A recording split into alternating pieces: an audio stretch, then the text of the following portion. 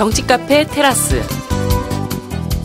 청취자 여러분, 지난 한 주 잘 지내셨나요? 정치 카페 테라스지기 이정미입니다. 이제 송년회 시즌이 시작되었네요. 숙취 없는 송년회. 힘든 한 해를 지내온 서로에게 격려와 응원이 되는 송년회 되시길 바랄게요. 오늘도 박홍순 작가님 나와 계십니다. 안녕하세요. 반갑습니다. 박홍순입니다. 네. 책 마무리하느라고 술자리는 잘 안 가시죠? 네, 잘 안 갑니다. 대신 지난주에 어느 술자리 갔더니 세계일보 기자가 나와 있더라고요. 오! 고소 때문에 죽겠다고. 정윤회 사건 고소 때문에 죽겠다 그러더라고요. 네, 올 한 해 안에 그 문제는 잘 마무리가 돼야 될 텐데요. 어쨌든 미뤄뒀던 일 잘 마무리하는 시간들 되시고요. 저는 입시제도에 불만이 많은 학생이었다. 하루의 대부분을 교복을 입은 채 학교에서 지내며 밤늦게까지 학문적 성취감과는 거리가 먼 입시 공부를 하다가 4시간 남짓의 잠을 자고 쏟아지는 졸음과 싸워야 했던 일상의 반복이었다. 저는 이기심과 특권의식을 갖지 않는 모순적 사회를 바꿔보고자 했던 저의 초심을 잃지 않겠다. 이번 수능에서 만점을 얻은 이동원 군이 트위터에 남긴 글입니다. 한 해 60만 명이 치르는 대입수능, 소위 인서울을 하기 위한 10%가 되기 위해 청소년들이 경쟁에 매달려 살아갑니다. 게다가 작년에 이어 올해도 수능 출제 오류로 인해 많은 입시생들이 대혼란을 겪고 있는데요. 지금 우리의 입시제도 무엇이 문제이고 해결 방안은 있는 걸까요? 오늘 정치카페 테라스에서 다뤄보겠습니다.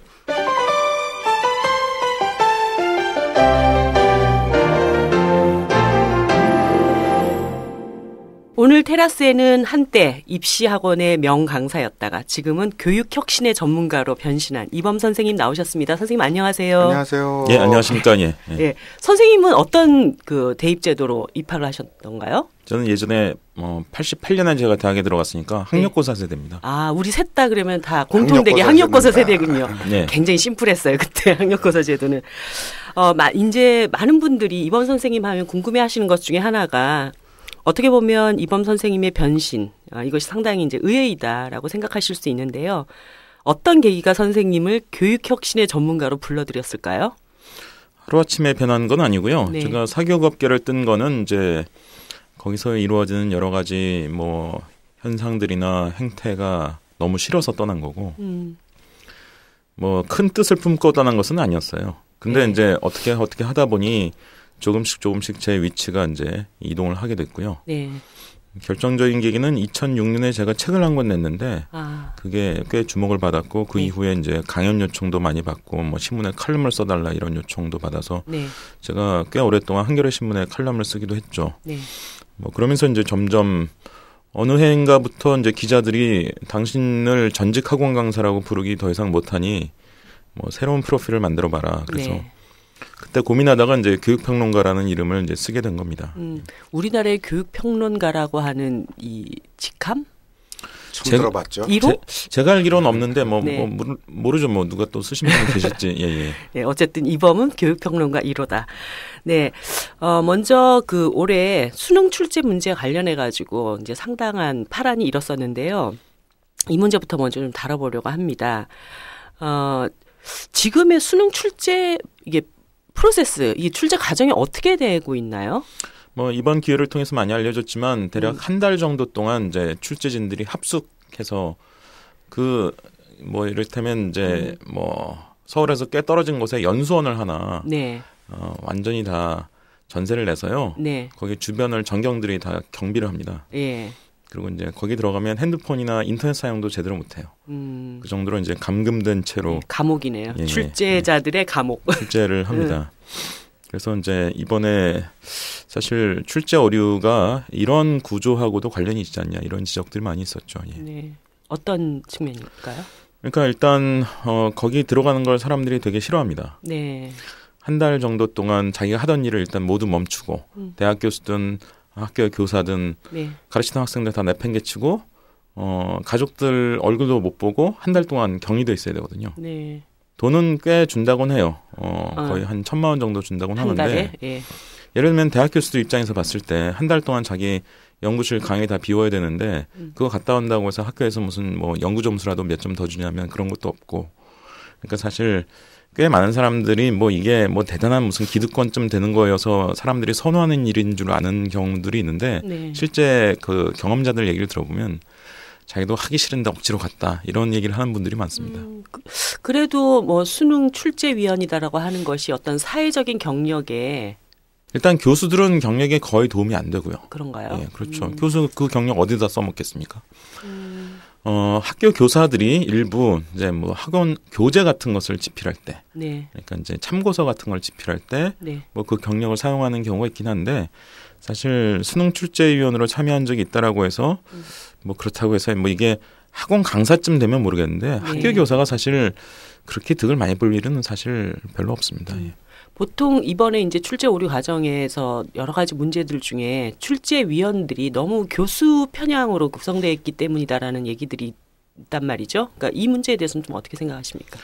출제위원들이 예전에는 전원 교수였습니다. 대학 네. 교수고 이제 검토위원들은 고등학교 교사들 이런 식이었는데 출제위원회 교사를 좀 참여시켜야 된다라는 여론이 있어서 최근에 이제 30% 정도는 출제위원 중에 교사가 참여합니다. 네.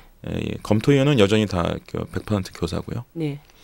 근데 그래도 어쨌든 우리나라에서 이제 교수를 더 위로 쳐주는 이런 관행이 좀 있기 때문에 그래서 교수가 출제했는데 그거를 교사가 검토해가지고 이렇게 합리적인 문제 제기와 토론이 이루어져서 바로잡히는 게 좀 어려울 수 있다. 네. 이런 여론이 꽤 있습니다. 그래서 이번에 아예 이걸 뒤집어서 교사가 출제하고 교수가 검토하는 건 어떠냐. 이런 안이 나오고 있는데 어쨌든 그런 방향으로 좀 이 출제진의 구성은 변화될 것 같습니다. 예. 지금 이 그러니까 두 개 과목에서의 출제 오류가 지금 나타났잖아요. 예. 이 오류의 구체적인 뭐 내용이라든가 그리고 이제 이 작년 그 수능에서의 출제 오류에 대한 대책이 지금 나오고 있는데 이 문제에 대한 대책은 또 어떻게 이루어지는 건가요?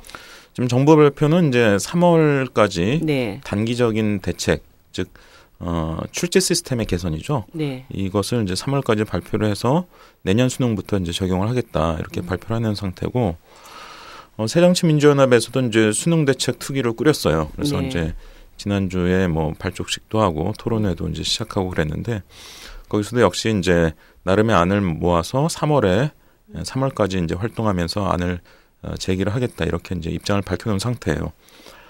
그런데 크게 보면 내용은 이미 어느 정도는 나와 있어요. 대책은. 네. 첫 번째는 아까 말씀드린 것처럼 출제진의 구성을 좀 변경시켜야 된다. 교사가 좀 더 주도적인 위치에서 출제에 참여할 수 있어야 된다. 그리고 이제 또 하나가 이제 서울대 사범대로 대표되는 특정 대학 인맥이 네. 과도한 비율을 차지하고 있다. 이걸 낮춰야 된다. 그리고 이제 세 번째로 가능하다면 좀 이거를 문제은행 방식으로 좀 변경하면 어떠냐. 그러니까 네. 아무래도 합숙해서 출제하다 보니까 한 달 동안 계속 또 출제하는 것 같지만 실제로 문제 출제에 들어가는 기간은 일주일 정도밖에 안 되고요. 네. 나머지는 이제 검토하고 뭐 고르고 이런 과정이거든요.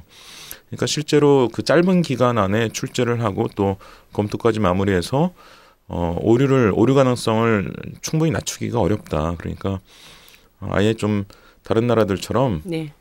일상적인 자기 활동을 하면서 출제를 할 수 있게 하자. 물론 이제 나중에 예를 들면 1000문제를 출제하고 그중에서 이제 100문제를 만약 고른다고 한다면 문제를 고르고 또 다시 검토하는 과정은 조금 더 기밀리에 해야 되겠죠. 네. 하지만 어쨌든 일상적인 그 문제은행을 만들어 가지고 그 문제은행에 들어갈 문제들을 이제 만드는 과정은 좀 일상적인 자기 활동을 좀 하면서 할 수 있게 하자.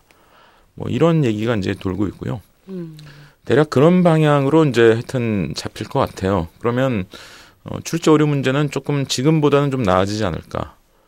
그런 생각을 좀 하고 있습니다. 이게 문제은행 방식으로 가게 되면 기존의 수능 체계에 굉장히 큰 변화가 또 일어나게 될 것 같은데요. 구체적으로 문제은행 방식이 어떤 방식인지 그리고 이것이 기존의 수능 체계와 어떤 변화가 있게 되는지 이런 얘기를 좀 더 구체적으로 해주셔야 될 것 같아요. 그러니까 문제은행 방식은 미리 문제를 만들어 놓는 거죠. 네. 평소에 이제 꾸준히 문제를 만들어 놔서 그 문제를 계속 축적하고 기본적인 검증을 하는 것까지 평소에 하고 있다가 네. 이제 그 중에서 이제 예를 들면 1000문제를 만들어 놨는데 그 중에 100문제를 만약 고른다면 네. 고르는 과정은 이제 물론 조금 더 기밀도 유지해야 되고 그건 또 결국은 또 합숙을 해야 될지도 모릅니다. 네. 하지만 합숙을 한다 할지라도 기존처럼 무슨 출제하는 과정부터 합숙을 하는 것이 아니기 때문에 좀 더 이제 빠르고 효율적인 어떤 그런 과정을 통해서 이제 검토를 할 수 있을 거라고 이제 기대하는 거죠. 그래서 사실 전 세계 대입 중에서 이런 식으로 갇혀가지고 감금되어가지고 출제하는 사례는 사실 없거든요. 우리나라가 유일한가요 예. 지금?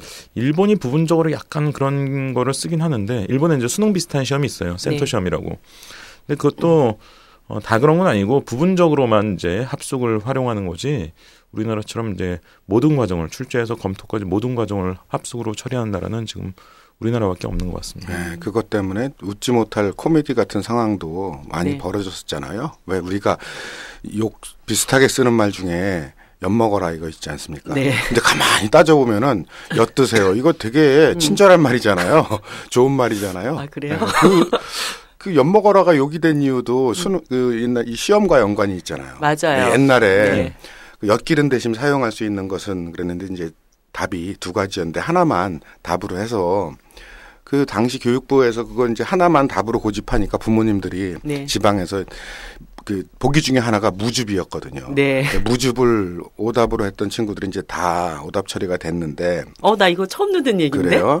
그래서 그거를 지방에 있는 부모님들이 무줍으로 엿을 만들어 온 거예요. 실제 우리 엿 제조 방식 중에 무줍을 엿기름 대신 옛날에 전통적으로 사용했대요. 네네. 근데 그걸 오답 처리하니까 열받아가지고 그러니까 언제 있었던 가지고 온 일이지? 거예요. 꽤 된 얘기죠. 그래서 그거를 교육부에 찾아와서 이 봐라 무줍으로 만든 엿이다. 근데 수정을 안 해주니까 네. 문도 안 열어주니까 엿을 이제 교육부 안으로 던진 거죠. 이게 엿인지 먹어봐라, 엿 먹어라 그러고 던지는 게 이제 신문에 사진으로 나오고 그래서부터 그때부터 엿먹어라가 그때부터 엿먹어라가 언제쯤 얘기야? 꽤 오래전 얘기죠. 제 기억에는 70년대 초반에 중학교 입시가 있던 시절에 있었던 그 사건입니다. 예. 엿먹어라가 그렇게 된 거구나. 그때는 이제 고등학교 입시, 중학교 입시가 다 있었던 시절인데, 네. 그러니까 초등학생들이 보는 시험이죠. 네. 중학교 입시에 네. 그런 이제 문제 오류 사건이 나가지고 결국 엿먹어라라는 말에 이제 기원이 거기서 그렇군요. 예. 아 진짜 재밌는 얘기를 하게 됐네요. 문제은행 방식이면은 그 요즘에 자동차 시험 그런 예, 비슷한 그런 거죠. 문제를 예, 예. 축적해놓고 골라서 그렇게 쓰는. 생각하시면 될 거고요. 예. 예. 그런데 이제 제가 그 문제은행 방식으로의 전환을 이제 검토할 수 있다는 얘기를 들었을 때 약간 조금, 예를 들어서 일단 문제가 공개가 되는 거잖아요. 그리고 네. 그 공개 범위 안에서 공부를 막 하잖아요. 그럴 때 이제 제일 큰 문제는 변별력 문제가 발생할 것 같다는 생각이 들었었거든요. 그 문제은행 방식하고 EBS 출제 반영은 좀 다른 차원의 문제입니다. 네. EBS 출제 반영은 사실 EBS 문제가 다 공개되어 있는 거잖아요. 네. 공개되어 있는 것을 일부 70% 정도, 그러니까 상당 부분을 공개되어 있는 문제를 약간 변형해서 내는 이제 이런 식인 것이고요. 문제은행 방식의 경우는 축적된 문제를 공개를 안 합니다. 그게 공개하는 공개가 안 게 될 아니에요. 수가 예, 있을까요? 물론 이제 토익이나 미국 SAT 같은 시험은 시험을 1년에도 여러 번 보잖아요. 네. 그 자연히 어느 정도 공개가 되죠. 네. 그래서 이제 시험지 가져가지 말라 그러는데 이제 한국 사람들이 막 조직적으로 SAT 문제 막 유출해가지고 팔아먹고 우리는 그런 기술은 아주 그냥 이런 일이 이제 벌어졌던 건데 어쨌든 그런 그러니까 미국 SAT나 토익, 토플 같은 시험들은 이제 표준화를 잘 시켜가지고 문제는 그 난이도를 비슷하게 맞춘단 말이에요. 네. 1년에 막 SAT 7번 보는데 난이도를 비슷하게 맞추려니까 자연히 사용했던 문제를 좀 재활용해야 돼요. 네. 그러다 보니까 자연스럽게 문제은행에 이제 들어있던 문제가 외부로 이제 유출될 수 있는 그런 여지가 생기는 거죠. 하지만 수능은 아직까지는 여러 번 보는 체제로의 전환을 검토하지는 않고 있는 것 같거든요. 그런 상황이어서 그렇다면 문제은행에 축적된 문제는 공개는 안 되는 겁니다. 공개는 안 되고 이제 그 중에 이제 진짜 출제위원들이 일부를 이제 골라가지고 선별해서 이제 실제 수능 문제로 내는 거죠. 그런데 그 문제은행에 문제를 축적하는 과정에 그 문제를 집어넣는 사람들의 어떤 보안성 이런 것들은 어떻게 유지되는 거죠? 그러면? 근데 출제원의 숫자가 충분히 많다면 네. 그 문제는 아주 심각한 문제는 안 될 겁니다. 그리고 요즘 수능이요 전체적으로 좀 쉬워져가지고 네. 아시잖아요. 만점자가 몇십 명씩 나오잖아요. 요즘은. 사실 올해 물수능이라고 비판을 받았는데 사실 올해 수능이 그렇게 물수능이 아니에요. 작년 수능의 만점자가 33명이었거든요. 네. 전과목 만점자가. 올해 수능이 얼마 전 언론 보도로 29명이 나왔어요. 네. 그러니까 수학 같은 특정 과목이 너무 쉬워가지고 막 하나만 틀려도 2등급 되고 이제 이런 일이 벌어지니까 난리가 난 거지. 사실 전체 과목을 통틀어서 보는 수능 난이도는 작년 대비 그렇게 낮아진 게 아니에요, 지금. 어쨌든 수능이 이렇게 꽤 쉬워진 상태이기 때문에 사실 문제은행에 뭐가 있는지를 이렇게 막 알아내려고 노력하지 않아도 어떤 유형의 어느 수준의 문제가 나오는지 대충 다 예측이 되는 심지어 EBS 반영하잖아요. 네. 그건 뭐 이미 다 공개된 문제를 활용하는 것을 70%를 하고 있기 때문에 결국 그 보안 문제는 그렇게 심각한 문제는 아닐 거라고 생각합니다. 이미 지금 수능 체제에서도 학생들이 공부하는 게 중고등학생 공부하는 게 문제풀이에요. 네. 그러니까 그 비슷한 유형의 문제들을 수도 없이 풀어보는 걸 하기 때문에 그게 문제은행 방식으로 가든 뭐로 가든 뭐 비슷한 양상일 것 같긴 한데요. 뭐 우리나라 학생들의 암기가 어느 정도냐 하면은 예전에 1997년에 본격적으로 논술 시험이 시작됐거든요. 그 이전에도 몇 년 동안 논술 시험이 있었어요. 네. 그때는 지금처럼 제시문이 없는 그러니까 프랑스 바카롤레아 방식으로 질문만 있는 네. 방식이었거든요. 근데 몇몇 대학에서 이제 시험을 치르는데 이상한 현상이 벌어지더라는 거예요. 아니 서로 다른 교실인데 답이 같아요. 같은 게 내용만 비슷한 게 아니라 한 문단 내용이 똑같아요. 문장까지. 야, 그래서 이거 신기하다. 조사해봤더니 예상 논술 출제 주제 100선 그러면 그 예시 답안을 100개, 200개를 외우는 거예요. 똑같은 답이 나오는 거예요. 그래서 그 예전에 1997년 서울대 어린왕자 논제부터 해가지고 네. 제시문이라는 게 이제 아마 세계에서 초유의 논술 문제가 나오게 된 건데 그래서 어떤 비슷한 유형이 나온다고 하면은 그 양이 어느 정도냐 상관없이 외워되는 것이 한국의 정말 교육 방식이라서. 암기력 수준은 엄청나게 세계 최고일 거예요. 그러네요. 그러니까 지금 말씀하신 것처럼 이제 제시문이 나오게 되면 나올 수 있는 주제 폭이 확 넓어지거든요. 네. 그러니까 이제 논술을 암기로 하는 게 이제 어려워지는 거죠. 그래서 이제 그런 변화가 있었다고 지금 박흥순 작가님께서 이제 설명을 해주신 거예요. 상당히 잘하시네 이제 보니까. 잘할 수밖에 없습니다. 나름 그 입시 비밀은 전문가시네요. 나중에 알려주지. 예. 현행 그 수능 체계의 가장 큰 특징이라고 하는 것은 이제 상대평가잖아요. 객관식 문항의 상대평가다. 네. 이 이제 두 가지가 가장 중요한 특징이죠. 네. 이 상대평가 제도에 대한 평가를 다시 해본다면 어떨까요? 사실 이제 서구 선진국의 대입 시험을 보면 상대평가인 나라가 없습니다. 다 절대평가죠. 유럽은 이제 대입 시험이 다 논술형이거든요. 네. 그러니까 영국, 프랑스, 독일, 뭐 스웨덴 이런 나라들의 대입 시험 문제를 보면 객관식이 한 문제도 없습니다. 네. 이제 100% 논술형. 이제 바칼로레아 같은 건 유명하죠. 네. 이제 다 그렇게 돼 있는데 그러다 보니까 이제 자연스럽게 절대평가가 돼요. 왜냐하면 예를 들어 이 문항은 10점짜리 문항이다. 네. 그러면 세부적인 부분 점수 규정이 다 있습니다. 그러니까 어떤 수준의 서술이 있으면 뭐 몇 점, 뭐 이를테면 어떤 내용이 들어가 있으면 몇 점, 뭐 이게 뭐 어떤 결격이 있으면 몇 점 깎아라 이런 게 다 있기 때문에 자연스럽게 이제 절대평가가 되죠. 미국이 이제 우리나라 수능과 유사한 오지선다 시험을 가지고 있는데 그게 이제 SAT예요. 근데 네. 이제 우리나라하고 많이 다른 거는 학교에서 SAT 문제집을 안 풀어줘요. 절대로 객관식 문제집을 안 풀어줍니다. 그게 왜 그러냐면 아까도 말씀드렸지만 1년에 7번 보는 시험이거든요. 네. 아무 때나 보는 거예요.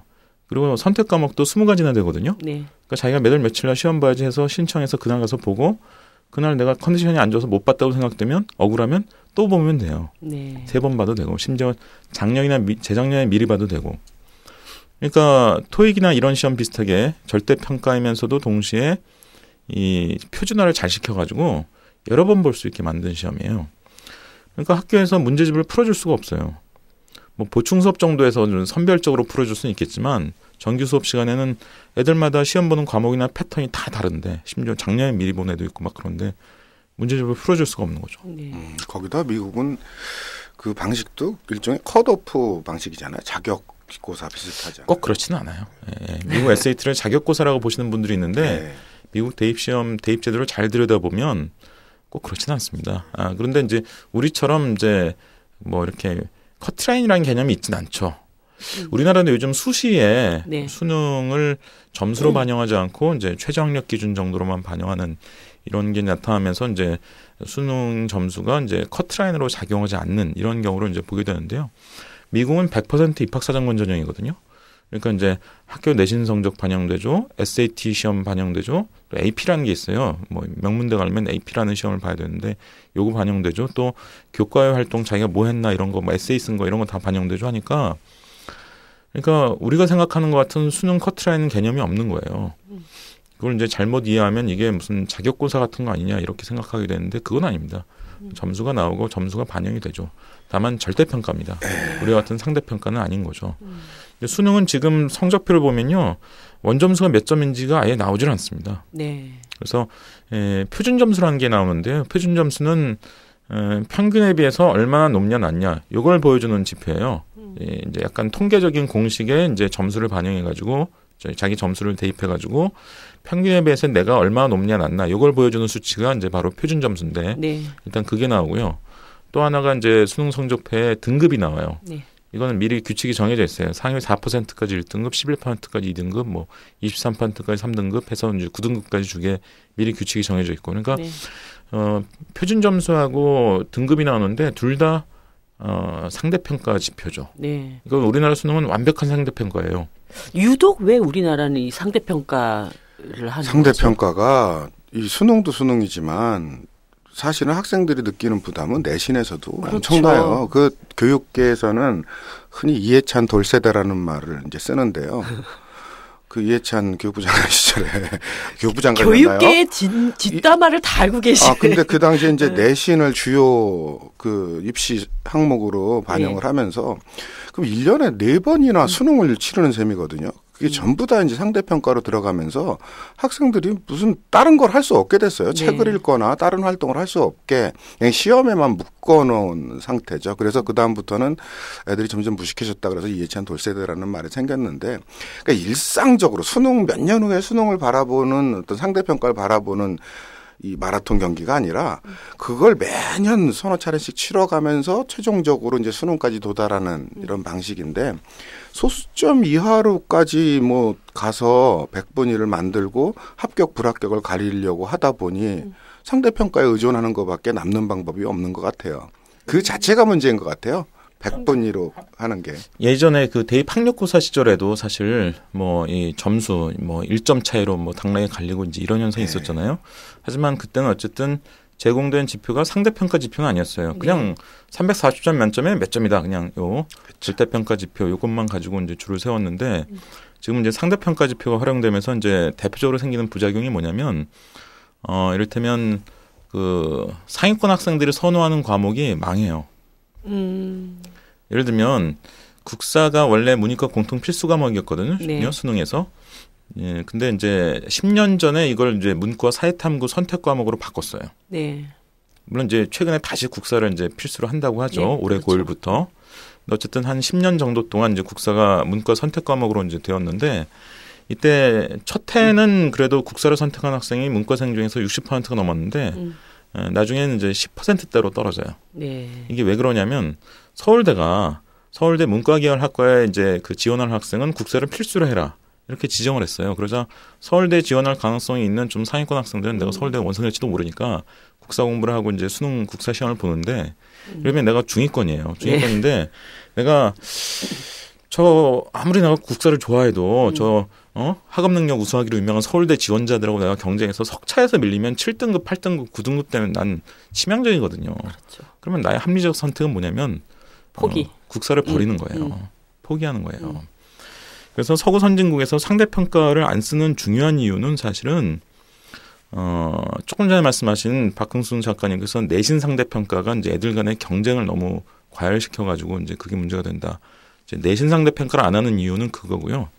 수능 같은 대입 시험에서 상대평가를 안 하는 이유는 그렇게 되면 다양한 교육이라는 것이 어려워져요.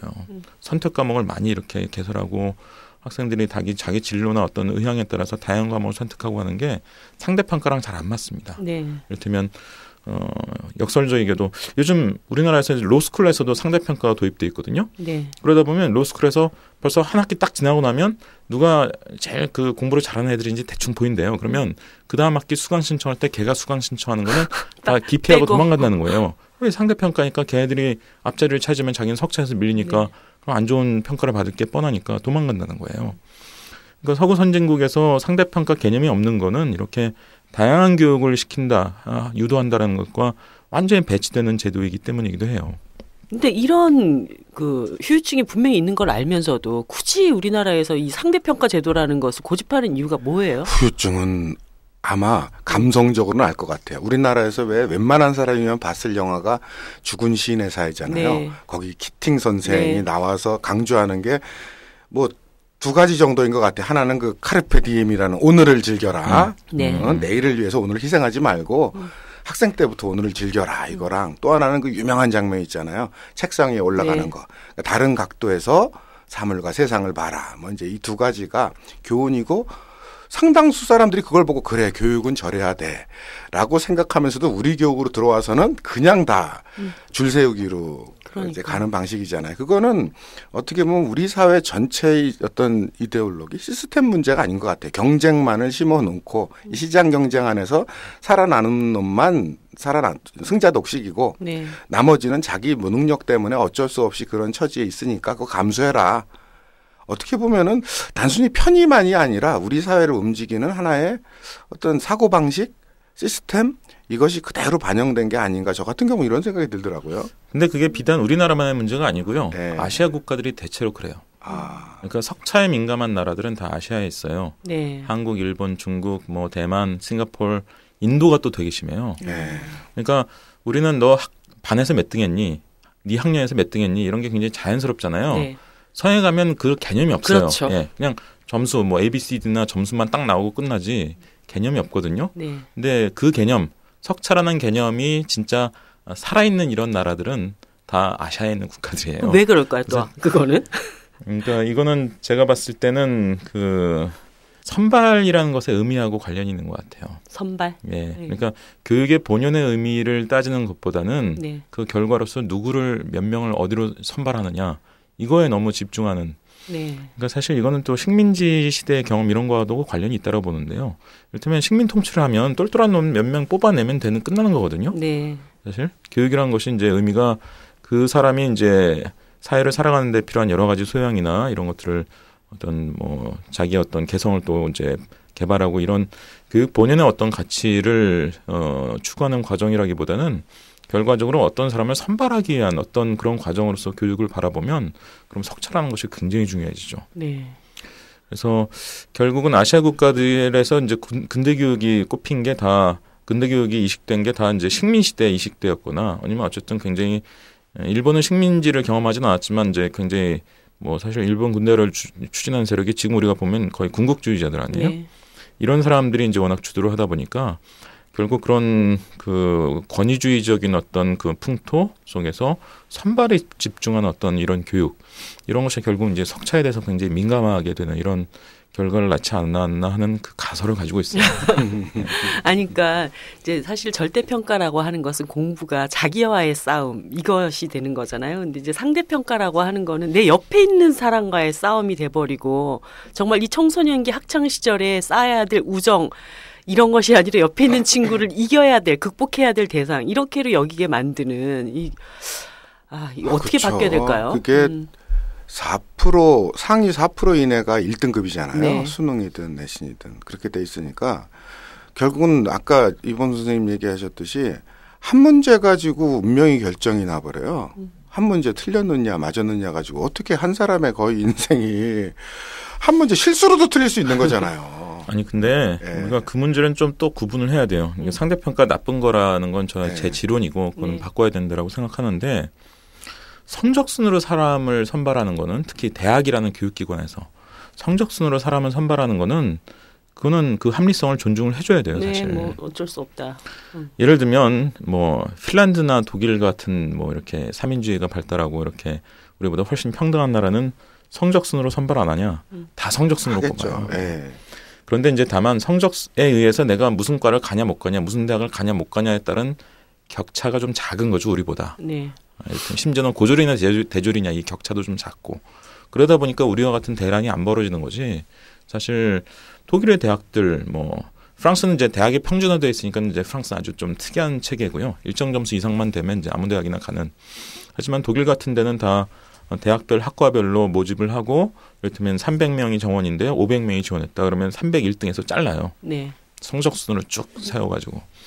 그러니까 대학은 어쨌든 교육기관이고 이 교육기관에서 사람을 선발하는데 성적순 선발 이상의 어떤 더 좋은 어떤 방법은 아직까지는 그리 이렇게 제대로 나와 있지 않아요. 근데 문제는 이제 이런 거 같거든요. 그 유럽이나 이제 우리랑 비교하고 다른 나라랑 비교해 보면은 물론 이제 경쟁을 통해서 성적으로 뽑긴 뽑는데 네. 그 정도가 워낙 차이가 나는 게 스위스 패러독스라는 말이 있어요. 네. 스위스의 역설이다. 네. 스위스의 그 대학 진학률이 27%거든요. 네, 30%가 안 되더라고요. 예, 한국이 82%예요. 네, 거의 뭐 서너 배 가까워요. 근데 스위스가 대학 진학률이 27%밖에 안 되는데도 불구하고 교육 경쟁력, 국가 경쟁력에서 우리보다 한참 높거든요. 네. 그러니까 저는 코리안 패러독스라는 말도 생길 것 같아요. 반대의 의미에서. 대학은 무지가는데. 세계에서 대학 진학률이 최고인데 교육 경쟁력이나 국가 경쟁력 그것을 현실 못 따라가는 현실을 또 코리안 패러독스라고 말을 만들어야 되지 않을까 싶은데 일본 같은 경우도 사실 50% 정도밖에 안 돼요. 대학 진학률이. 그러니까 한 20, 30%, 30, 40%의 대학 진학률을 가진 나라와 80%가 넘는 대학 진학률을 가진 나라 사이에 이 경쟁의 정도, 피부로 느끼는 어떤 피로감은 비교가 안 될 것 같거든요. 그러니까 이제 우리가 좀 주의해야 되는 게 사실 어느 대학에 가느냐에 따라서 인생의 이제 격차가 너무 심해지는 것. 이건 이제 우리가 흔히 학벌과 관련해서 비판하는 거잖아요. 그리고 이거는 사실 초중등 교육에서 또는 입시를 통해서 해결이 안 돼요. 그렇죠. 이건 이제 대학 시스템이나 사회 전체의 구조적인 문제이기 때문에 그 차원의 얘기를 해야 되는 거고요. 근데 이제 좀 전에 말씀하신 이제 스위스 패러독스 같은 거는 이제 그거는 약간 이제 별개의 차원에서 이를테면 경쟁이 심하든 약하든 간에 어쨌든 이제 경쟁이 벌어지는 상황에서 도대체 어떤 규칙으로 경쟁을 시키느냐. 스위스에는 우리보다 훨씬 합리적인 경쟁이 벌어지는 거죠. 근데 우리나라는 이제 애들이 그렇게 고생을 많이 하는데 진짜 이 대학이나 사회에서 필요한 핵심적인 역량은 잘 못 배워요. 이를테면 그 고생을 했는데 애가 뭐 글 하나라도 제대로 자기 힘으로 써가지고 좀 이렇게 다듬어 본 경험이 있나. 자기 생각을 잘 정리해서 프레젠테이션을 해본 경험이 있나. 의미 있는 어떤 탐구 활동 같은 걸 좀 수행해 본 경험이 있나. 이게 대학에서, 그러니까 고등교육을 한다는 대학이나 아니면 뭐 사회에서 무슨 일을 하든 간에 꼭 필요한 것들이잖아요. 또는 뭐 예를 들면 뭐 영어를 좀 제대로 하게 되나. 이것도 저것도 아니란 말이에요. 그러니까 약간 좀 비유적인 표현이지만 장차 수영을 해야 될 애들한테 육상을 열심히 시키는 거예요. 물에는 안 집어넣고. 네. 그러니까 경쟁이 얼마나 심하냐 약하냐 이것도 문제이지만 또 다른 측면에서 이 경쟁의 어떤 규칙이 얼마나 합리적이냐. 과연 우리가 수영을 해야 될 애들한테 지금 육상을 시키고 있는 건 아니냐. 이 문제를 또 같이 들여다봐야 되는 거죠. 그러니까 아까 이제 성적 중심으로 선발하는 것은 어쩔 수 없다. 하지만 이제 이명박 정부 시절에 그런 것을 보완하기 위한 입시 사정관제도 이런 것, 입학 사정관제도 이것을 만들었지 않습니까? 근데 여전히 그것은 또 다른 어떤 교육의 왜곡을 낳고 있는 이런 이제 현실인데요. 입학 사정관제도에 대한 얘기도 조금. 입학 사정관제는 이제 미국 제도예요. 네. 그러니까 대부분 이제 성적으로 선발을 합니다. 대부분 선진국인데 미국은 특이하게 성적만 보지 않고 이제 내신 성적이나 SAT 성적 이런 것만 보지 않고 교과외 활동 엑스트라 커리큘러 액티비티스니까 이제 교과외, 비교과, 우리나라에서는 이제 교과외보다는 요즘 비교과라는 표현을 흔히 쓰는데요. 네. 뭐 자기의 봉사활동, 무슨 동아리 활동, 개인적인 연구활동이나 독서활동까지 뭐 이런 걸 이제 다 이제 종합적으로 반영하는 게 입학사정관제도인데 일단 전 세계 선진국 중에서도 굉장히 드문 제도예요. 네. 미국에서 보편적으로 하고 있고 영국에서 조금 해요. 영국은 이제 미국처럼 그렇게 심하게 하지는 않고 좀 영국에서 좀 하는 정도이고 나머지 이제 뭐 독일이나 스웨덴이나 이런 나라들은 다 성적순으로 선발합니다. 근데 미국이 이 제도가 이게 굉장히 양면적인 제도예요. 그러니까 그냥 생각나는 대로 답해 보세요. 교과하고 비교과 중에서 어느 쪽에 부모의 영향력이 더 클 것 같아요? 비교과. 그렇겠죠. 네. 물론 교과 성적에도 부모의 영향은 다 객관식으로 물어보시네. 나 객관식에 강해. 학력고사 세대는. 학력고사 세대. 그러니까 교과 성적에도 물론 이제 부모의 영향이 어느 정도 나타나지만 사실 뭐 비교과라는 건 어떻게 보면 밑도 끝도 없는 거잖아요. 그러니까 네. 알게 모르게 부모의 어떤 뭐 경제적 위치나 어떤 문화적인 어떤 뭐 수준 이런 것들이 다 영향을 미칠 가능성이 더 큰 거죠. 그래서 사실 부모의 어떤 사회경제적 지위가 이제 교육을 통해서 대물림되는 이런 현상이 오히려 제어되기 더 어려운 제도가 입학사정관 전형이라고 볼 수 있어요. 근데 이제 이 제도가 참 이제 우리나라에서 양면적인 이유가 뭐냐면 우리나라 고등학교가 워낙 그 오랫동안 안 바뀌는 제도였거든요. 안 바뀌는 구조였거든요. 근데 입학사정관제를 도입하면서 일부 고등학교에서 나름 좀 의미 있는 시도를 하고 있어요. 이를테면 뭐 어떤 프로젝트 수업 또는 주제 연구 수업이라는 거를 이제 아예 공식 교과목으로 이제 개설을 해가지고 거기서 한 학기 동안 자기가 연구 주제를 설정해서 무슨 중간 발표를 하고 리포트를 쓰게 한다든가 아니면 뭐 동아리 활동, 학생 활동 고등학교 같은 데서 옛날에 학생 활동은 완전히 다 배관시하는 거였거든요. 그렇죠. 근데 그걸 심지어 더 열심히 하라고 막 권장을 한다든가 뭐 심지어 제가 작년에 서울에 있는 어떤 고등학교에서 강연해 달라는 전화를 받아가지고 근데 실제로 가서 강연을 했어요. 이제 초대형 강당에 이제 애들이 막 버글버글 있는 데서 강연을 했는데 섭외 전화를 한 사람이 누구였냐면 고등학교 2학년 학생이더라고요. 네. 학생이 섭외를 하고 가니까 사회도 학생이 보고 장례 정리도 학생이에요. 이게 왜 그런가 보니까 입학사정관 전형 때문에 학교에서 막 동아리 활동 더 열심히 하라고 권장하는 정도가 아니라 막 지원금을 준대요. 네. 그래서 자기들이 뭐래더라? 독서 토론 동아리인데 야, 이 지원금 좀 우리가 좀 받아보자 해서 한 달에 한 번씩 명사를 초청해서 책의 저자를 초청해서 강연을 듣겠다. 그래서 이제 신청서를 냈더니 학교에서 한 번 할 때마다 30만 원 주겠다고 그랬다는. 그래서 저한테 전화할 때부터 이미 30만 원을 드릴 수 있다고. 정해져 있는 거구만. 무슨 얘기인지 짐작이 되시죠? 네. 그러니까 교과, 비교과 이렇게 나눠봤을 때 비교과가 상대적으로 부모의 영향력이 더 크게 작용할 가능성이 높기 때문에 이게 본질적으로 좋은 제도라고 보기 어려운 점이 있어요.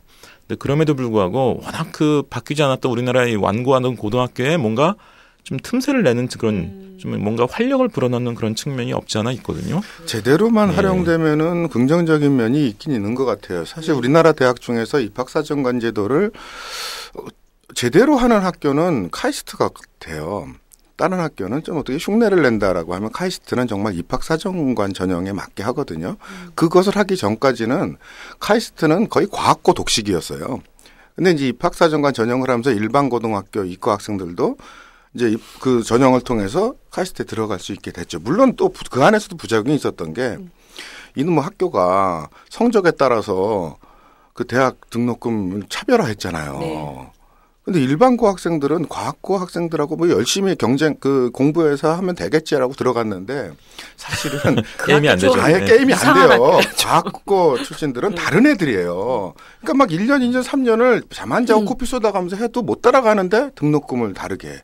그때 그래서 자살하고 이랬던 일이 그 일반고 학생들이 많았어요. 네. 서남표 총장 시절에 있었던 일이죠. 지금 총장은 하여튼 총장이 바뀌면서는 그게 많이 바뀌었어요. 네, 바뀌었죠. 그 당시에 이제 그런 일이 있었는데 그래서 뭐 부작용도 있지만 일정하게 다양한 학교에서 고등학교에서 다양한 학생들이 그 가고자 하는 대학에서 이렇게 흡수할 수 있는 일정한 긍정적인 면은 있어요. 네. 상대 평가된 어떤 점수가 가질 수 없는 또 측면은 분명히 있겠죠. 그래서 저는 입학사정관제는 제한적으로는 긍정적 의미가 있다라고 보고 이게 50% 100% 된다고 하면 제가 반대할 텐데. 네. 지금 서울 지역 주요 대학 기준으로 보면 한 30% 선이거든요. 전국 평균으로 보면 12%밖에 안 돼요. 근데 서울 지역 주요 대학 기준으로 봤을 때는 조금 그것보다 높아서 한 30% 정도 되는데 이 정도 선에서 좀 실험적으로 하는 것은 좀 의미가 있을 수 있다. 그러나 이거는 보편화시킨다라고 하면 제가 보기엔 굉장히 문제가 많을 제도이고 저도 찬성하기 어려운 제도예요. 위조나 근데 생각보다 그 허위로 진술하거나 위조하는 애들은 그렇게 많지는 않아요. 그런 케이스는 아주 일부다. 예. 그러면 좀 중간 정리를 한번 해봐야 될 것 같은데 전체적으로 대입 입시 제도가 큰 틀에서 좀 이런 원칙과 방향으로 가야 된다. 이렇게 좀 정리를 한번 해보자면 어떻게 해야 될까요? 글쎄요. 일단은 두세 가지 좀 나눠서 볼 필요가 있는데 저는 이제 객관식 평가의 어떤 효용은 이제 끝내야 된다라고 봐요. 그러니까 객관식 평가는 특징이 정답이 있는 것만 물어볼 수 있거든요. 네. 그러니까 나름의 이제 그 논지 구성 능력이나 무슨 창의력이나 이런 거를 보는 게 불가능해요. 논리력도 굉장히 제한적으로만 볼 수 있고. 그래서 이제 아까도 말씀드렸지만 유럽의 대입 시험은 다 논술형인 이유가 이제 거기에 있는 거고요. 미국도 아까 말씀드렸지만 SAT라는 오지선다 시험이 있으니까 미국 우리나라 비슷한 줄 아시는 분들이 있는데 학교에서 SAT 문제집을 정규 수업에 절대로 안 다룬단 말이에요. 그러니까 미국은 좀 이상한 얘기처럼 들리겠지만 내신이 논술 역할을 해요. 미국의 내신은 논술고사 역할을 하는 내신입니다. 거의 이제 다 논술형 평가 내지는 수행 평가로 이제 하는 거죠. 그래서 우리나라도 이제 어쨌든 뭐 그런 쪽으로 좀 가야 된다. 그러니까 어떤 제도이든 그것이 사회 변화에 발맞추어 가야 되고 사회의 요구를 좀 실현해 줘야 되거든요. 교육을 너무 교육 독립적으로만 생각하면 저는 곤란하다고 봐요. 사회의 어떤 변화 발전하고 이제 연관되어 있는 건데 우리나라 사회는 이미 정답이 있는데 이걸 빨리 찾아라. 네가 제일 빨리 찾았으니까 네가 인재다. 이런 시대는 좀 졸업해야 될 시기가 됐다라고 봐요. 제가 올해 봄에 상당히 재미있는 동영상을 봤는데 그 정영진 씨가 이제 신세계 그룹의 부회장이에요. 그 옛날 고현정 남편. 지금 이제 재혼해서 또 잘 살고 계시던데 이분이 강연을 했는데 뭐 강연 동영상 쉽게 찾을 수 있어요. 검색해 보시면. 네. 그러니까 자기가 신입사원들한테 무슨 질문을 했더니 얘네들이 다 똑같은 대답을 한다는 거예요. 자기가 섬찟한 거죠. 왜냐하면 옛날에는 우리나라 기업이 뭐 삼성전자는 소니 따라가면 되는 거고 뭐 현대자동차는 도요타 따라가면 되는 거고 이런 뭐 막 나름대로 이제 추격 성장의 시대는 정답이란 게 이제 정해져 있는 거였는데 지금은 그런 게 없잖아요. 네. 뭐 비슷한 거 했다가 막 소송이나 당하고 이제 이런 상황이니까 아마 정영진 씨도 그럴 거예요. 정영진 부회장도 자기 정답 없을 거예요. 이런 상황인데 이 신입사원들한테 질문하니까 다 똑같은 대답을 하면 굉장히 이런 애들 데리고 기업 운영하기 곤란한 거죠, 사실.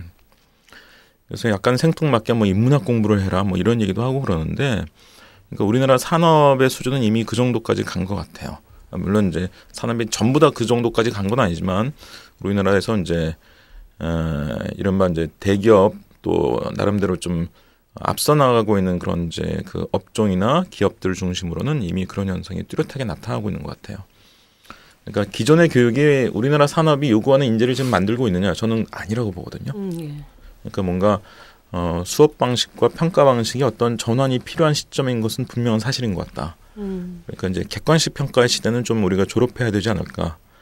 아까 말씀드렸지만 서구 선진국에서 결국 고등학교에서 객관식 문제집을 풀고 있는 나라는 한 나라도 없습니다. 네.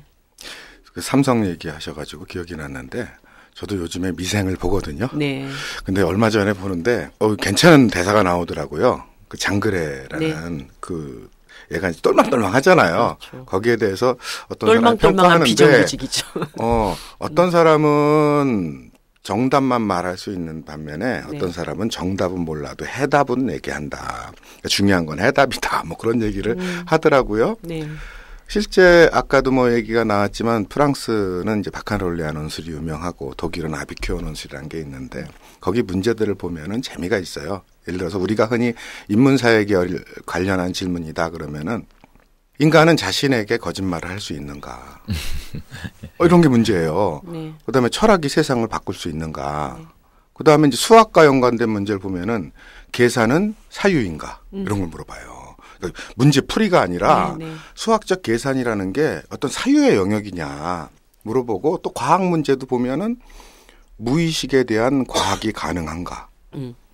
그러니까 어떤 총론적이고 어떤 그 깊이 있는 고민을 물어보지 당장 뭐에 대해서 정답을 내놓는 걸 요구하는 게 아니라 근데 우리가 해답이라고 얘기하면은 이렇게 풍부하고 깊은 사유의 결과로 해답이 나오는 거지 정답은 그냥 외운 거 말하는 거잖아요. 그런 면에서 정답 위주보다는 스스로 문제 해결 능력을 길러나가는 방식으로의 변화를 얘기하시는 이범 선생님 말이 타당한 거 아니냐. 적극 동감하는 바입니다. 이런 생각이 들어요. 그러니까 이제 평가 방식을 그렇게 하려면 중고등학교 때 수업 과정 자체가 그렇게 바뀌어야 되잖아요. 이게 이제 닭이 먼저냐 달걀이 먼저냐의 문제인데요. 중고등학교에서 왜 문제집을 풀고 있냐 그러면은 수능 때문이라고 얘기하고요. 그러면 수능을 바꾸자 그러면 뭐 중고등학교는 다 문제집 푸는데 익숙해지는데 어떻게 바꾸냐 또 그런 얘기를 해요. 그러니까 이게 결국 닭이 먼저냐 달걀이 먼저냐의 문제인데 결국 중고등학교의 이제 수업 평가 방식의 변화와 대입제도의 변화가 사실 같이 가야 되는 거죠. 그러니까 사실 이게 우리나라에서는 구조적으로 이게 쉽지가 않은 게 5년 단임제 국가잖아요. 네. 우리나라 이제 교육관료를 포함해서 대부분의 관료들이 5년 이상의 장기 과제를 생각을 안 해요. 맞아요. 예. 제가 구조적으로 참 큰 문제라고 보는데 특히 교육처럼 굉장히 장기적인 비전을 가지고 꾸준히 뭔가 변화를 추진해야 되는 이런 때에서는 5년 단임제라고 하는 게 아주 치명적인 문제인 것 같고 뭐 사실 이 구조를 아예 뭐 이렇게 뭐 4년 중임이 가능한 구조로 바꾸든가 아니면은 뭐 이런 몇 개 국가에서 그랬듯이 아예 여야 합의로 뭔가 교육과 관련된 어떤 공동 기구를 마련해서 좀 장기적인 것을 연구하고 추진하게 하든가 뭐 그런 해법을 좀 찾아야 될 것 같아요. 사실 뭐 우리는 왜 프랑스 독일처럼 못하냐 이런 분들이 계시는데 당장으로는 프랑스 독일처럼 못하는 이유는 만약 프랑스 독일과 같은 논술형 대입 시험을 도입하면 사교육이 폭증을 할 거예요. 그러니까요. 네.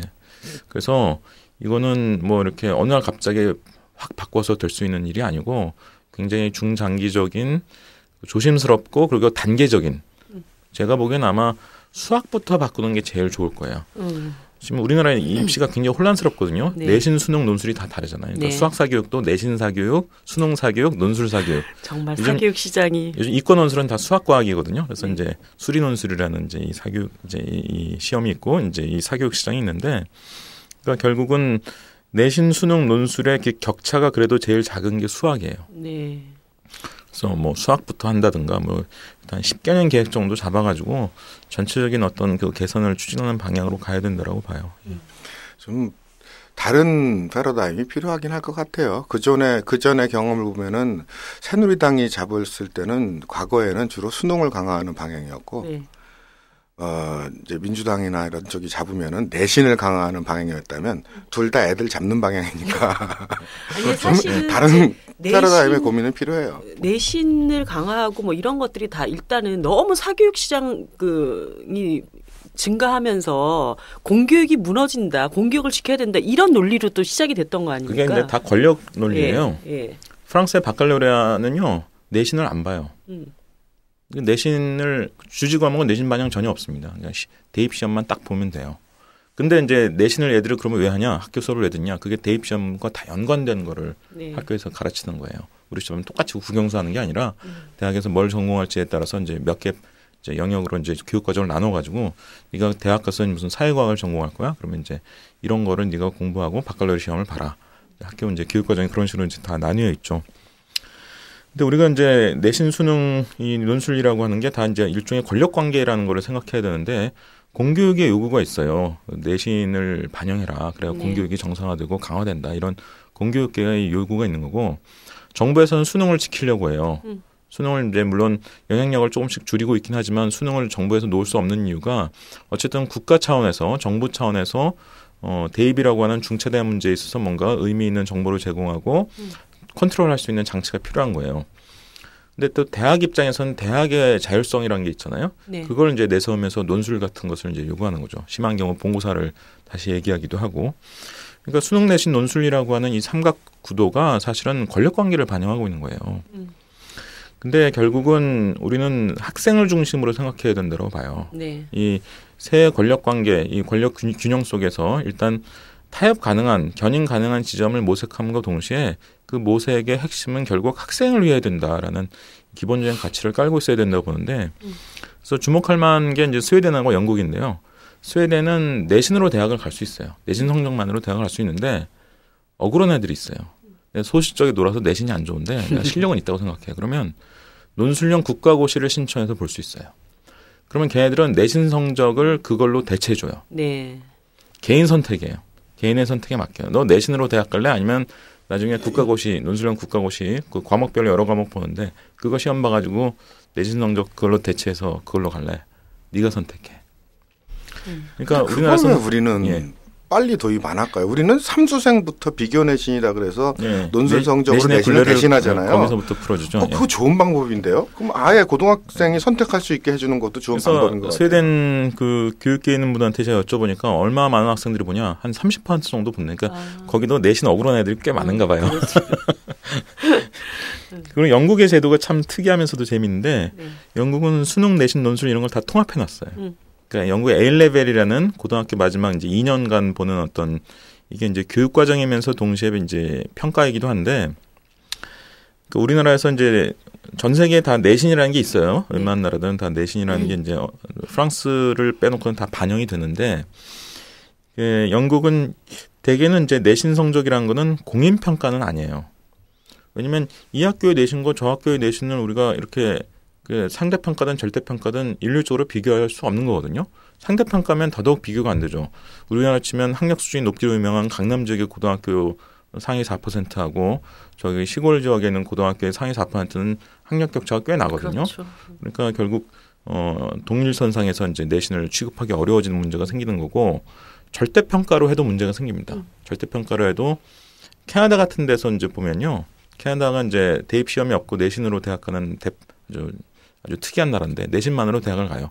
스웨덴 같은 그런 제도도 없어요. 그냥 캐나다는 내신만으로 대학을 갈 수 있는데 어느 지역은 내신 점수가 좀 그 지역의 문화적 풍토상 좀 후하다는 거예요. 네.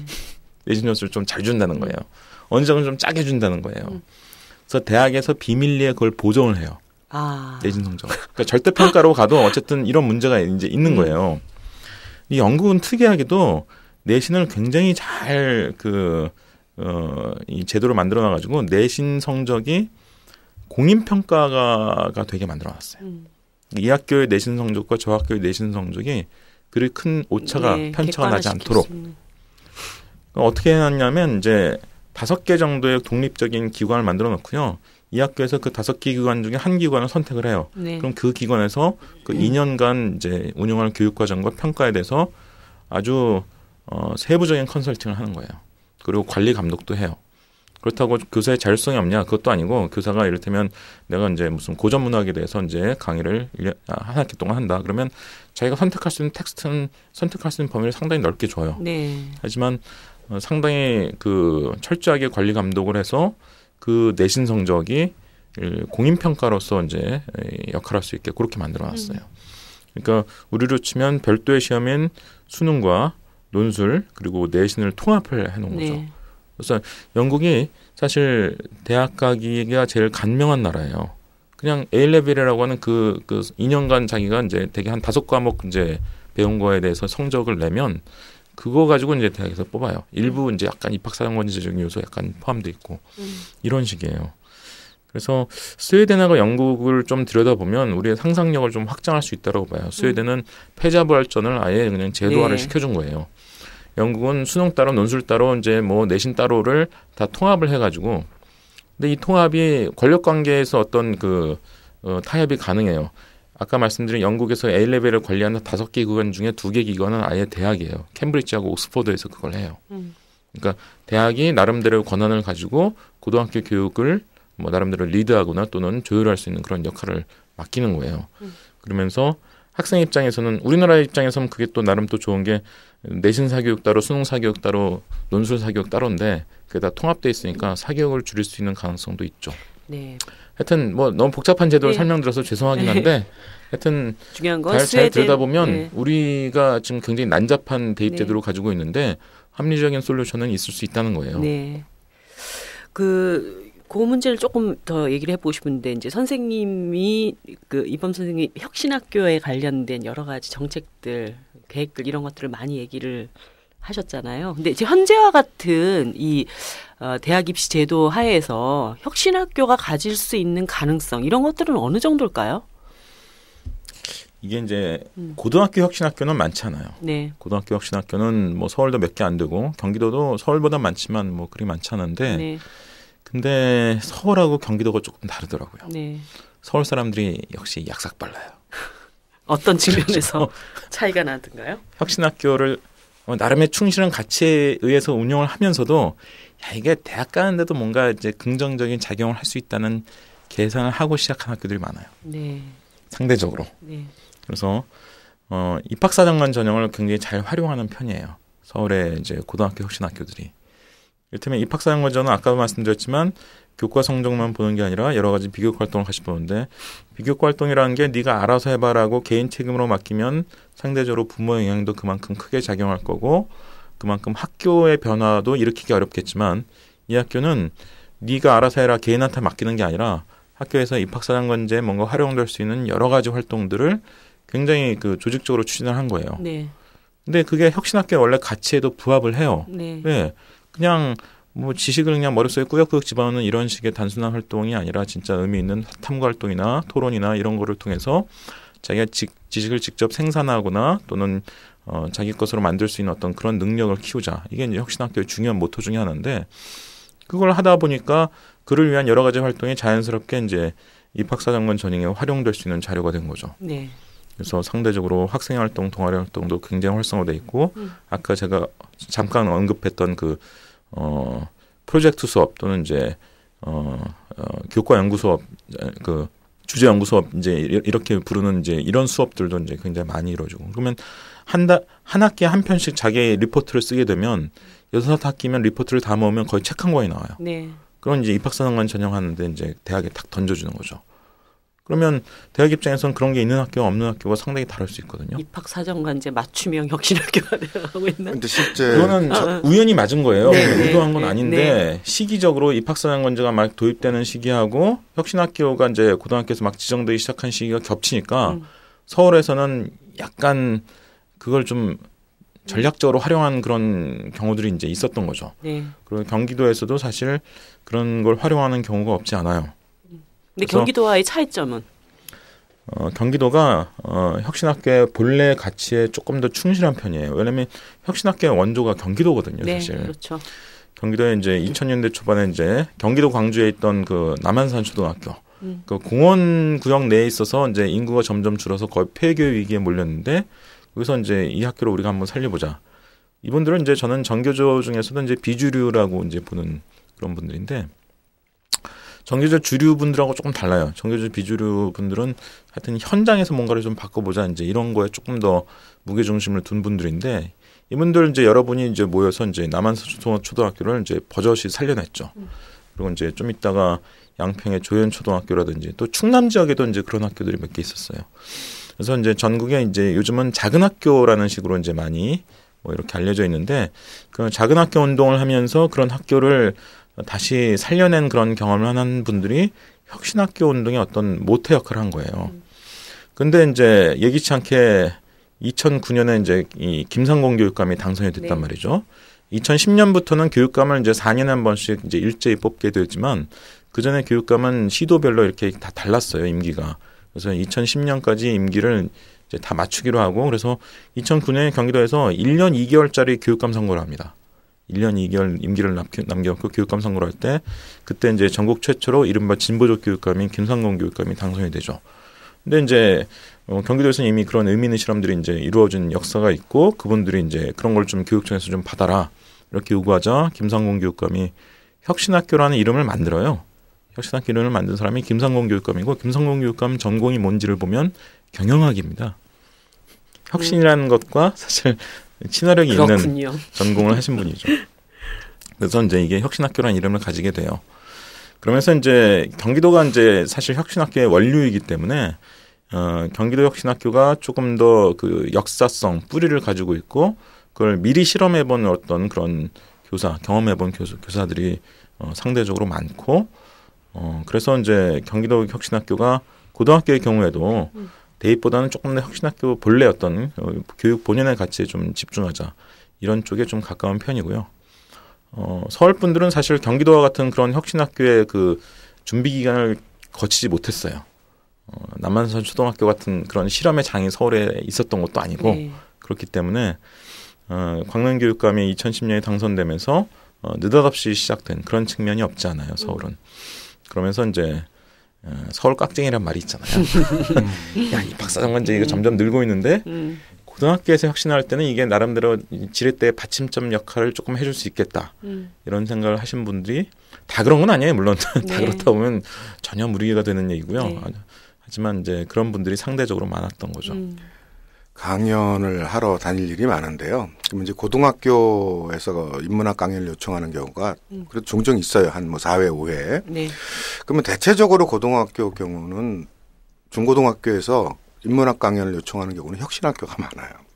실제 가보면은 다른 학교 갔을 때랑 분위기가 좀 달라요. 아이들이 일정하게 토론 경험도 있는 티가 나고 그래서 그런 면에서 확실히 일부 진전된 면이 있다고 보는데 저는 하나 이제 의문스러운 게 혁신학교라고 하지만 그 학급당 인원수에서 달라지는 건 별로 없잖아요.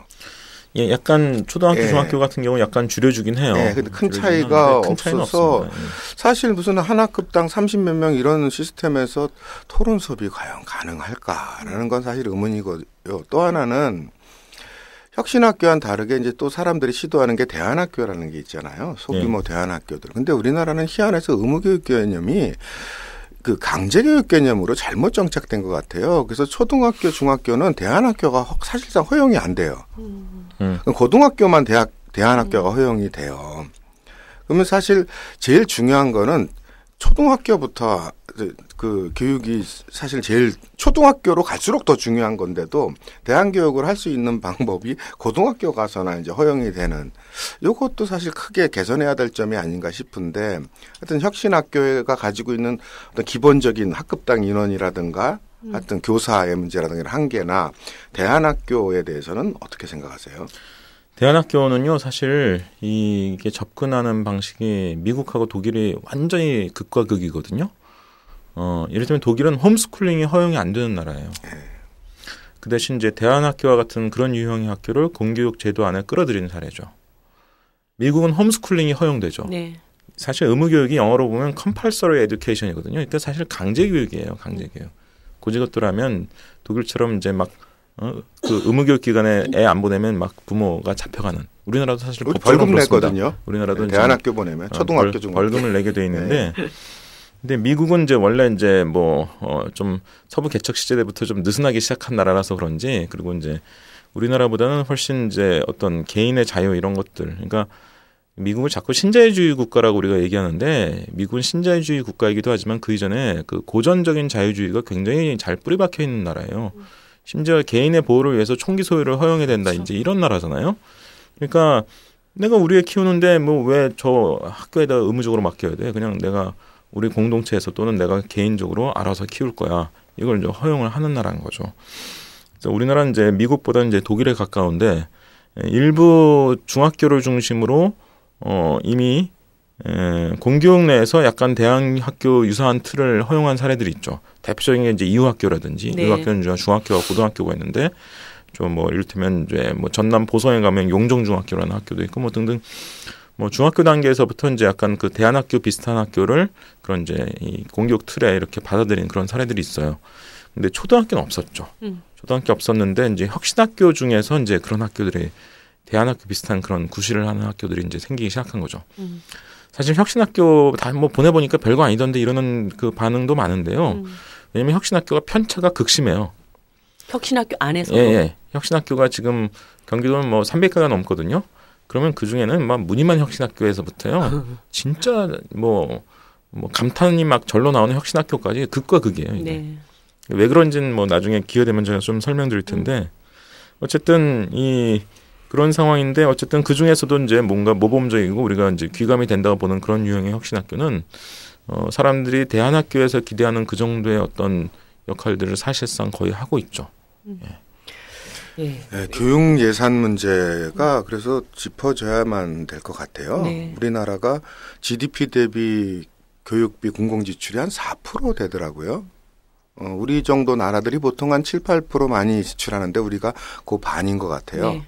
전 세계 이렇게 순위를 보니까 한국의 교육비 지출, GDP 대비 교육비 지출이 공공지출이죠. 104위. 공공지출은 적고 사적 지출은 엄청난 나라죠. 104위인데 그 비슷한 수준에 있는 나라들을 통계적으로 봤더니 르완다, 말레이시아, 태국 뭐 이런 나라들이에요. 그래서 어쨌든 GDP 대출로 이렇게 상대 비교가 되고 있는 건데 심각하게 좀 우리가 바라보고 공공지출을 교육 관련해서 늘려야 학급당 인원수, 교사 충원 문제 이런 것들이 다 해결되기 때문에 이것도 특별히 좀 신경을 써야 될 문제가 아닐까 하는 생각은 들더라고요.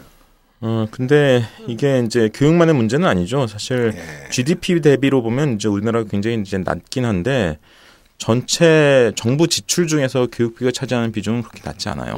이건 뭘 의미하냐? 우리나라가 세금을 적게 걷고 또 정부에서 돈을 적게 쓰는 그런 나라라는 거죠. 그러니까 정부에서 지출하는 총 공공 지출 규모 자체가 작은 거예요. 또 이제 그것에 이제 재원이 되는 세금을 걷어들이는 그 액수 자체도 적은 거고. 이런 구조를 가지고 있는 나라여서 그 통계를 볼 때 우리가 조금 유의해서 봐야 돼요. 그러니까 우리나라 그렇다고 해서 우리나라 교육 수준이 뭐 진짜 그런 후진국 수준인 건 아닌데. 그러니까 그거랑은 다른데 GDP 대비로 상대 평가할 때 교육 복지가 상당히 취약한 것은 그러니까 이게 교육만의 문제는 아니라는 거죠. 네, 다른 조세제도 영역에서도 전체 조세와 문제로. 그 재정 전체 구조가 지금 다른 선진국 대비 우리나라 상당히 이제 작은 규모로 운영하고 있다 보니까 이제 교육에서도 그에 따라서 이제 그런 이제 현상이 나타나는 거죠. 그래서 전체 재정을 어떻게 키우냐 이건 이제 약간 다른 차원의 문제인 것 같고요. 그럼 별도로 또 한번 얘기하는 시간을 갖기로 하고요. 그 조금 마지막 주제로 요 한 가지만 얘기를 해보고 좀 마무리를 해야 될 것 같은데 그 줄세우기 교육의 근본적인 원인 중에 하나가 대학 서열화 문제다라고 이제 주장을 하시는 분들이 있어요. 그러니까 네. 지금 우리나라의 이 극심한 그러니까 서울에 있는 대학이냐 지방 대학이냐 서울에 있는 대학 중에서도 스카이냐 아니냐 이런 것에 따라서 또 이후의 인생 진로가 굉장히 많은 차이가 나게 되어 있는데요. 이 근본적인 대학 서열화 문제를 해결해 나갈 수 있는 해법이 있다면 어떤 게 있을까요? 대학 평준화가 된 나라가 이제 프랑스나 독일 같은 나라인데 프랑스는 사실 완전한 평준화라고 볼 수는 없어요. 네. 왜냐하면 이제 그랑제꼴이라고 하는 별도의 고등교육기관이 있죠. 그래서 뭐 에콜 로말르니 뭐 에콜 폴리테크닉이니 뭐 이제 유명한 그런 학교들이 있어서 네. 그 학교에 가는 학생들은 이제 바칼로레아가 아니라 내신 성적과 이제 학교장 추천서 이런 걸 통해서 이제 가요. 근데 그래도 어쨌든 유니버시티라고 불리는 우리가 이제 이 대학이라고 불리는 기관은 평준화가 돼 있어요. 네. 그래서 일단 정부에서 이제 대학들에 비슷하게 지원해주고 우리하고 다른 게 기본적으로 걔네들은 사립대가 거의 없어요. 네. 사립대라는 개념이 없고 다 국립대고 그리고 우리와 또 다른 게 우리와 같은 지방 개념이 없어요. 우리와 같은 지방대 개념이 없기 때문에 그럼 생각을 해보세요. 다 국립대고 정부에서 비슷하게 재정 지원을 해주는 데다가 우리와 같은 지방대 개념이 없으니까 네.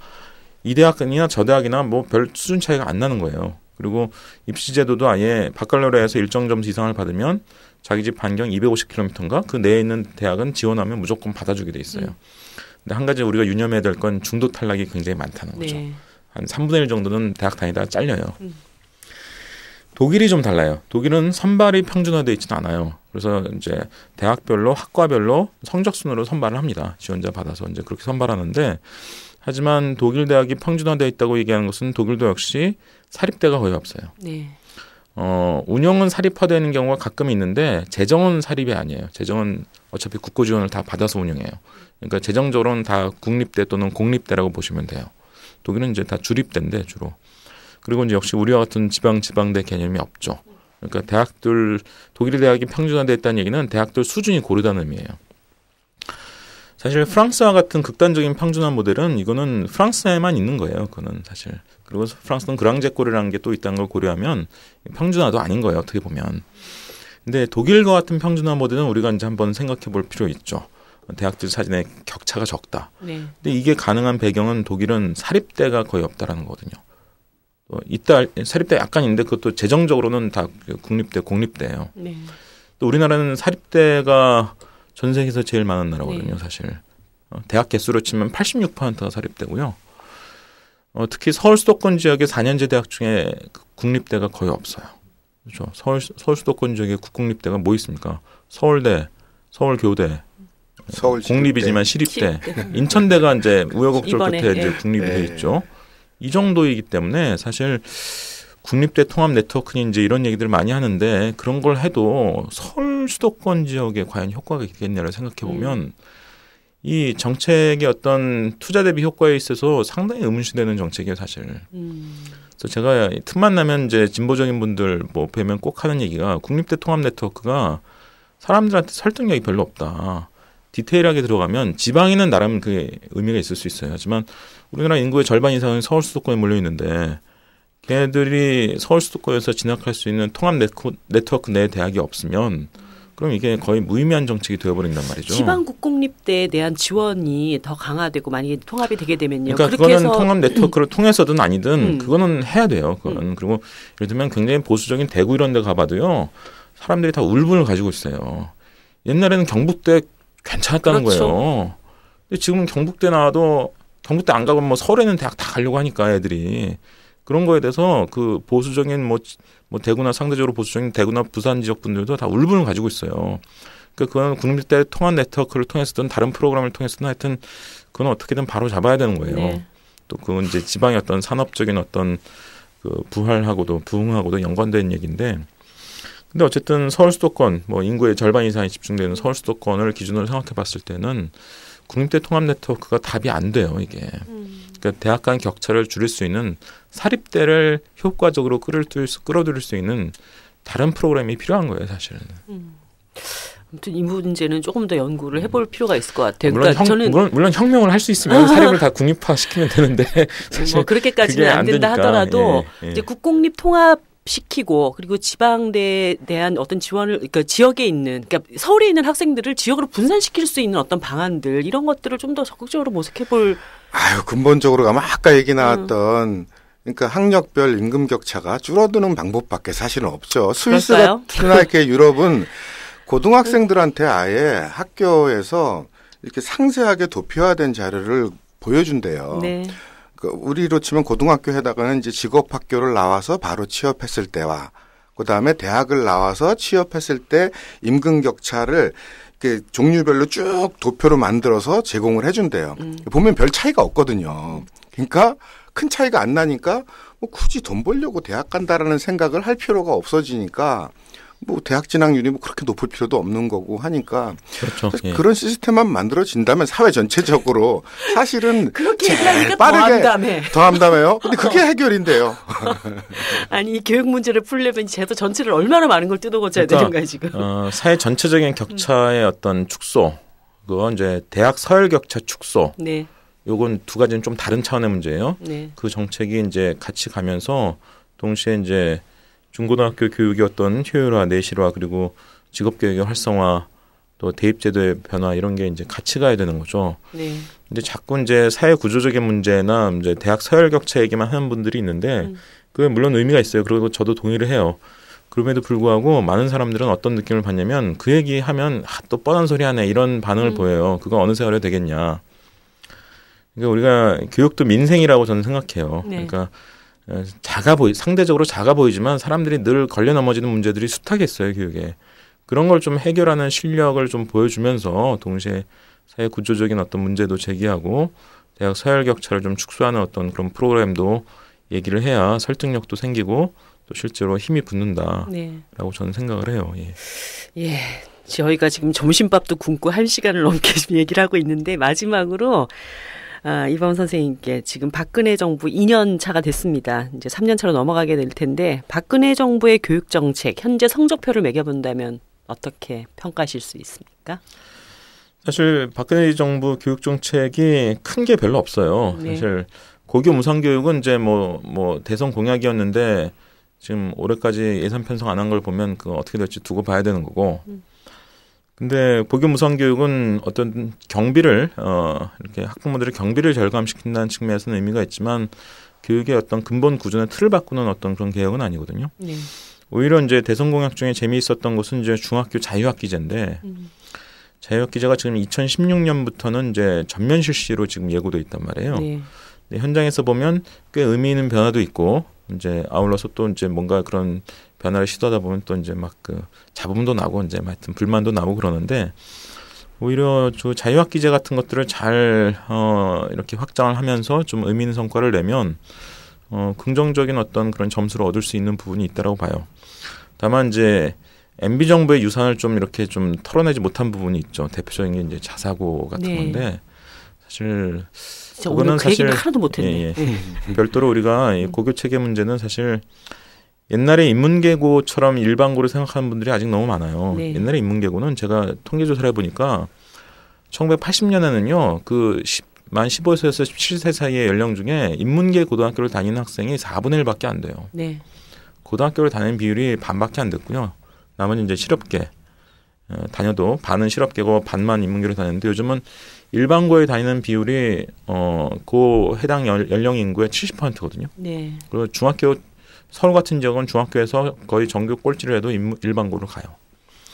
그러니까 일반고가 지금 이런 상황이란 말이에요. 이런 상황에서 오히려 중위권 정도 학생들이 특성하고 그러니까 실업계고를 가요. 네. 그리고 하위권 학생들이 오히려 일반고를 많이 가는 네. 이런 상황이기 때문에 이걸 내버려 두고 옛날에 인문계고가 같은 어떤 위상과 기능을 회복하기를 기대하는 거는 이거는 현실을 전혀 모르는 얘기예요. 네. 이런 것들에 대한 좀 구조적인 해법이 진보 개혁 세력에서 좀 체계적으로 좀 나올 필요가 있다. 네. 그래야 뭐 일반고 살리기 이런 게 슬로건에 그치지 않고 의미 있는 어떤 성과를 얻을 수 있는 가능성이 생긴다라고 봐요. 네. 오늘은 입시제도 중심으로 다뤄봤지만 다음번에 선생님 모시고 우리나라 교육제도에 대한 얘기도 좀 한 번 더 꼭 다뤄봤으면 좋겠습니다. 마지막으로 우리 박홍순 선생님, 대한민국 공교육 정상화 될 수 있습니까? 일단 마인드부터 바꿔야 될 텐데요. 그 카프만이라는 사람이 쓴 광야의 샘이라는 책을 보면은 재미있는 사례가 나와요. 누에고치 나방 얘기인데 그 저자가 누에고치에서 이제 나방이 나오려고 조그만 구멍으로 막 애를 쓰고 힘겹게 조금씩 겨나오잖아요. 그걸 도와주려고 가위를 이렇게 구멍을 크게 뚫었대요. 그랬더니 얘가 수월하게 나왔는데 빙빙빙 돌다가 비실비실하다가 잠잠해지더래요. 거의 뭐 산송상이 된 거죠. 근데 그 주변에 다른 누에에서는 그 조그만 구멍을 조금씩 넓히면서 이제 바둥바둥 되면서 오랜 시간에 걸려서 나온 이제 나방들은 나오자마자 물기도 말랐고 또 그걸 나오면서 힘을 길렀기 때문에 좀 이따 바로 나른다고 하더라고요. 그런 걸 보면서 교육과 이렇게 빗대서 저자가 말을 하던데 우리 교육이 가져야 될 상상력 중에 하나가 아닐까. 똑같은 크기의 창을 만들어 놓고 그 창을 통해서 아이들에게 다 나와라 획일화된 방식이고 마치 보호자적인 개념으로 접근하는 교육이 아니라 아이들이 아까 우리 얘기 나왔던 정답보다는 해답을 찾아나가고 스스로 문제 해결 능력을 기르는 방식으로 교육 시스템 마인드 그다음에 아까 이번 선생님 말씀하셨듯이 그 뭐 장기적인 것만이 아니라 지금 그러면 입시 제도에 대한 합리적인 대안이 뭘까를 고민하는 그런 계기가 됐으면 좋겠다 하는 바람입니다. 예. 괴담의 소재가 되고 있는 우리 아이들의 학교, 어른들의 기준으로 만들어 놓은 행복의 기준 그리고 교육제도 이제 정말 바뀌어야 할 때가 아닌가 하는 생각이 듭니다. 오늘 1시간 넘게 많은 귀중한 말씀해 주신 이범 선생님 너무너무 감사드리고 정신카페 테라스 이번 주 이것으로 모두 마치겠습니다. 너무 수고하셨습니다. 네, 고맙습니다. 예.